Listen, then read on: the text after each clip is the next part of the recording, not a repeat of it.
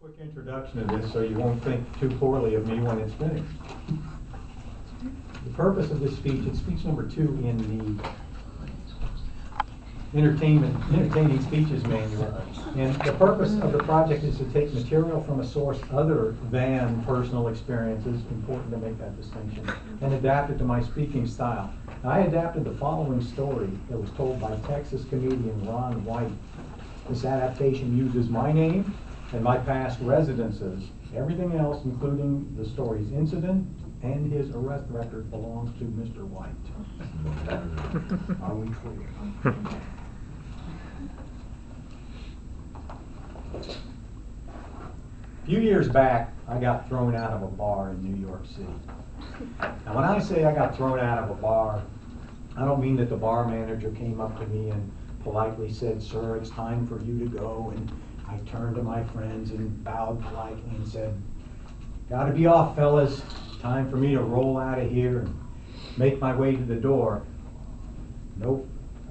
I mean, 2 bouncers the size of Godzilla picked me up and propelled me like a frisbee through that front door and out onto the pavement. They were those big New York style bouncers too. The kind that watch that Patrick Swayze bouncer movie, Roadhouse, and giggle every time Patrick Swayze knocks out one of the bad guys. Now, why, pray tell you, was I thrown out of a bar? Well, I committed the absolutely unforgivable act of wearing a hat. You see, I was on vacation in New York City, and I decided the first night I was there that I was going to go out and grab myself a drink. So as I'm proceeding up to the door of the bar, the bouncer who's there all of a sudden sticks out this tree trunk of an arm and stops me and says, "Take off the hat." I was taken aback. "Whatever for?" I replied. He said, "Because we have a lot of yuppies comes in here. We don't want no little wissy yuppies coming in our club." I'd heard a lot of things in my life, a lot of types of discrimination, but never anybody discriminating against yuppies. Now, I had a choice here of whether to respond in kind or to take off my hat and go into the bar. I really wanted a drink, so I thought to myself, okay, let's make discretion the better part of valor. Take off the hat and just slink off to my seat. Well, at some point my ego wouldn't let me do that, and as I got past the bartender, I had to turn and say, "You know how we recognize yuppies in Ohio? They're dressed kind of like you." Now, he got all huffed up and started after me, but he noticed 2 pretty girls had just walked in, so he was busy going to be trying impressing them. So I was able to make my way off to a little bar stool in the corner of the bar and pretty much out of his range of sight. Had a few scotches that night.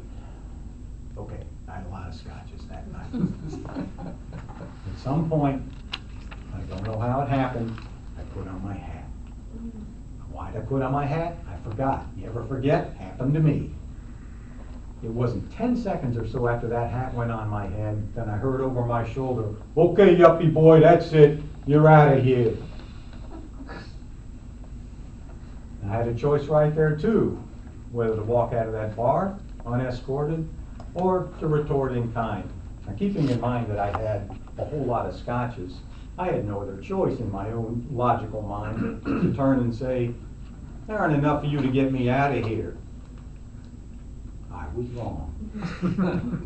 2 bouncers the size of Godzilla picked me up, used my head to open that door, and propelled me several feet into the air and with a resounding thud onto the sidewalk.